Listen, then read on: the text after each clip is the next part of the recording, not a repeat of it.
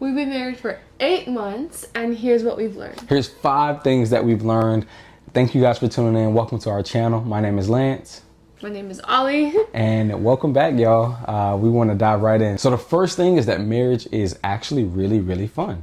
A lot of people have this perception of marriage that it's boring and that when you get married, you're kind of locked in with someone for life and you are just kind of stuck, you're in trouble. And from the first 8 months, I will say that it is a completely different perspective than what I hear from other young adults our age. People think that you need to wait until you feel like you've had all your fun, but I'm not lying, man. We've had a lot of fun. Would you attest? Yeah. How? Well, being married is you're married to your best friend, so you guys get to do endless things together, like watch movies, go to family's house, just to spend time together, you know? Yeah. And what would be your most fun experience while being married so far? While being married so far? Besides our wedding was really, really fun. Our honeymoon was really fun as well. Honestly, I would say that when we get to celebrate the birthdays. Yeah. Like in my family, because she's got a lot of cousins.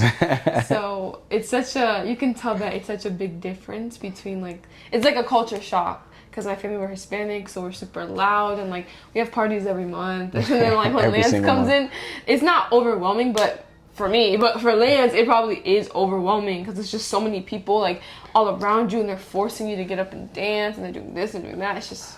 I wouldn't say that. The first couple of times it was a little overwhelming, but now I've started to get a hang of it. And I think that it's just like she said, it's a culture shock. My family is more reserved, we're more laid back. Like our birthday parties, we just kind of get together, we eat food, and that's it. But their birthday parties, they're dancing, they're having a good time, they're loud, and I'm just kind of chilling. And they're like, "Hey, get up, let's go, let's move those hips." And I'm just like, okay, let me ease into it. And they don't let you ease into it. So that's pretty cool. I would say the most fun that I've had so far while being married, let's see. I would say my birthday party, my last birthday party, Ollie does a really good job of planning for my birthday. I never really like to take my birthday too serious, but she does a really good job at planning and making sure all my friends are involved. So we had a really good time. We invited some friends over to our complex and we got in the pool. We played some volleyball. We ate. So I think that was pretty fun. Oh, that's so true. Because I was thinking, when you said birthday, I'm like, we just went bowling, but that was last year. Yeah, that was before we were engaged. But my first birthday together while being married that was probably my most fun. And we did a water balloon fight. I made her hit a pinata. I don't know. She makes me get out of my comfort zone. I am not. Yeah. I'm just normally a reserved guy. My dad's reserved, so I just like to just chill and just watch. I'm a people watcher. The second point that we're gonna be talking about is how marriage is hard, but it's sanctifying.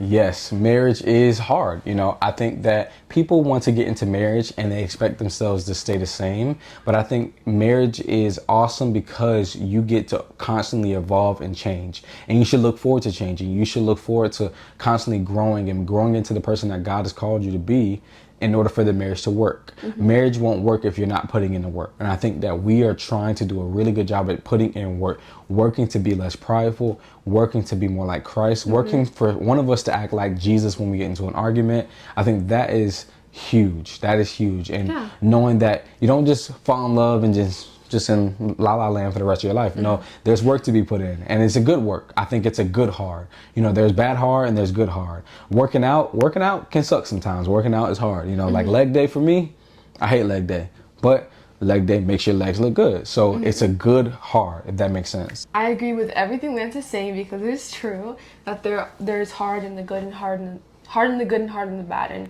marriage is a good hard, you know, because you're spending your time getting to know the other person more. You're with them 24/7, so you see them when they wake up, before they go to bed.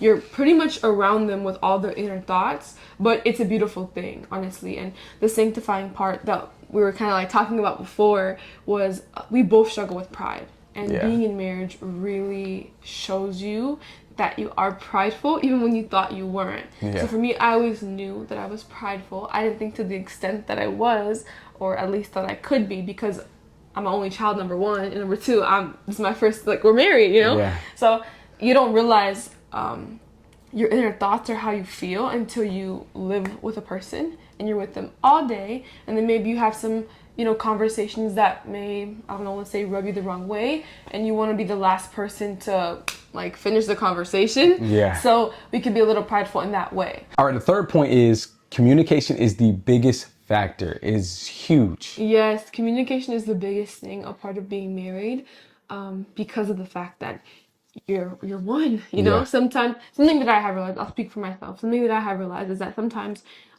if we disagree, or maybe there's an argument, or maybe I just feel some type of way, I'm prone to not speaking up at all. So I'll be quiet and I'll be like, whatever, like even though it's bothering me, I'm not gonna say anything. And then time goes on, right? And then maybe something else bothers me or something else piles on top, or I don't like something else.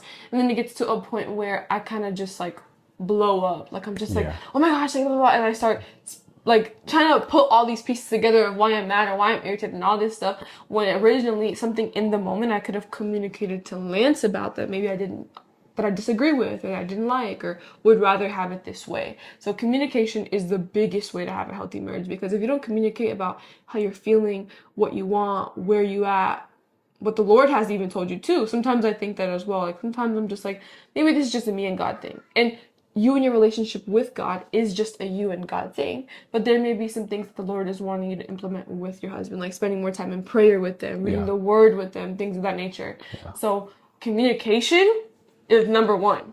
Yeah, no. After Jesus. I agree. I think for me as a man, I'm so eager to lead. I take pride in just like wanting to be a great husband for my wife and wanting to guide her in the right direction. But sometimes I can come across loud and aggressive. Like I'm a coach. I've been a coach all my life, and one thing that I'm working on is learning how to talk to her like my wife, not like one of my students or not like somebody that I am trying to mentor, just talking to her. Yeah. And it's tough. It's an ongoing process, but I am learning and I'm getting better. So that's what I would say that is really important is communication. The fourth point is surrendering to headship and leadership. Yeah. Yeah. Talk about that, babe. You want me to go first? Yeah. Okay. And I'll follow up. Okay. So as we spoke before, right? I've always struggled with pride in little things and big things.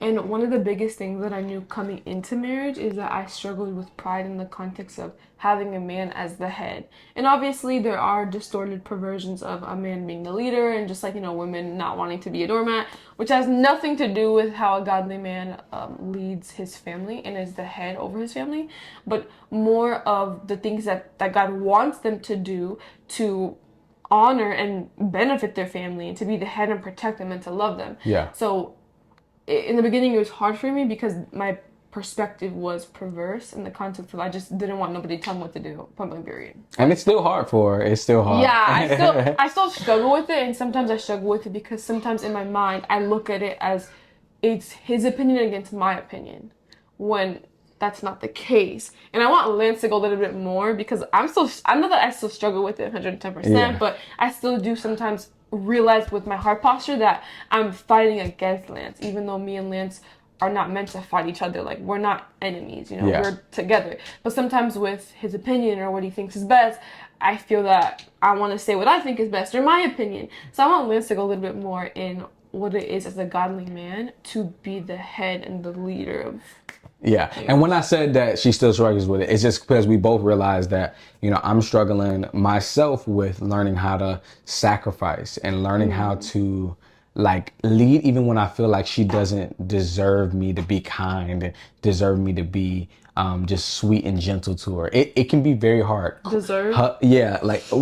Like seriously, like if we get into a fight, it's hard for me to like want to lead like Christ. And that's what I am called to do as a man and as the husband is, everybody thinks that a man's supposed to just get in the marriage and just submit to me, tell me I tell you what to do and you just listen to what I say. Yeah, but in reality, like God called men to love the wife like Christ loved the church. When we know that means that Christ died for the church. So that means I'm supposed to put my wife over me and not walk around with pride and walk around like I just run things around here. And that's hard for me. We're both working on it and we're constantly getting better. We have days where we're really good and we have days where it's just like, we at each other's necks some days, but I think because we both have a relationship with God and we're surrounded by such good community, we are constantly being renewed and restored and we're being poured into. So it really does help.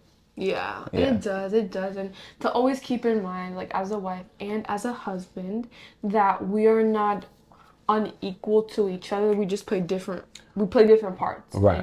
And that's something that I had to really not swallow, but give to the Lord, because growing up, I always had the perspective of I can do anything a man can do. That's just what it was to me. Like I have no limitations. I could do anything a man can do. Yeah. And with that type of mindset, obviously, of course, there's a pro, right? Like you could be a firefighter as a woman and a man, you could be a pilot as a woman and a man. You could be in the army as a woman and a man. So there are, of course, things that women and men can do. But in the context of marriage, we play different parts, but we're one.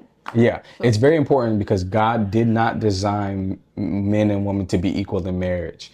God designed men to be the head, but not, like I said, the head as in domineering, but Yeah. leading as far as sacrificing, the first to serve. And that is what I feel like the world is missing, and what this generation is missing is men truly embodying what it means to be a godly man in marriage. So that's my goal. I'm not perfect. I'm learning. I'm growing myself, but I want to set the tone for the youngins around me, for my brothers and sisters that maybe are not married yet or looking forward to getting married. I want us to be tone setters, not perfect by any means, but tone setters.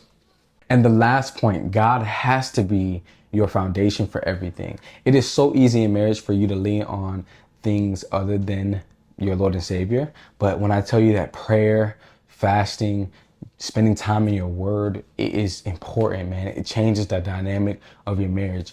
Our marriage is at its best when God is at our foundation. So before we even got married, we made it a point to put God first before everything and make sure that our individual relationships with God were firm and, as close to perfect as we could get it, like not perfect, but just close with God, having respect and reverence for him. Yeah. Just because you're married doesn't mean that you lose your independent relationship with the Lord. Yeah. If anything, it should be getting stronger. That's the whole point, right? Where God is up here, Christ is up here, and then two people up here, and as they pursue Jesus, they come together. So in that context, when you are married, it's the same exact thing. You know? Your relationship before you became married, before you were fiance, before you were dating, your relationship with Christ was number one, and it still needs to be even when you are married. Just because you're married doesn't change that. It's not like, oh, okay, I only follow Lance. Whatever God tells to Lance, it's just him. No, you have your own relationship with the Lord, and with you having your own relationship with the Lord, it helps you in your marriage. Because imagine if God can call certain things out or enlighten certain things to Lance that needed to be spoken for me, or vice versa. Yeah, for sure. There are so many times where like God will like tell Ali something that I need to hear, or tell me something that Ali needs to hear. So that's important, man. Like for you that are looking to get married or already married or engaged, go hard with God, because it's going to pay off. Amen. Thank y'all so much for tuning in. We really appreciate y'all. We had hit 500 subscribers recently, and now we're on our way to 1,000. And I am so excited. When we hit 1,000 subscribers, we're gonna drop our wedding video. We have a short little video that our videographer created, and I can't wait for you guys to see. Leave a like, leave a comment, subscribe, send this video to anyone that you think would be interested, and we'll see y'all later.